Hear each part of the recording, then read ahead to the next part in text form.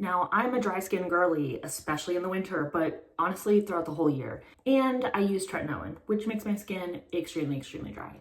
I have tried out so many different moisturizers, and the AESTURA Barrier Cream is the only moisturizer that actually works for me. When I wake up in the morning, my skin is still hydrated from the night before. I have gone through probably 6 or 7 bottles of this. It is that good. I do feel like this could be used for both dry skin and for oily skin. I've also found that it pairs super well under makeup. It does not make my makeup pill, which a lot of moisturizers have done in the past. It also feels light. It doesn't feel sticky. It doesn't feel like I have something on my face. I hate that feeling, and this is such a light moisturizer, but still so hydrating. Like I said, I put this on after my tretinoin. I actually, I do the sandwich method with my tretinoin. So I'll use my prequel, I'll put my tretinoin on top, and then I'll put this on top of my tretinoin, and it pairs perfectly. I've had no problems with the two interacting. This is the textures. If you can see up close, it has these little micro beads that are actually filled with ceramides, and ceramides are known to help with like hydration of your skin.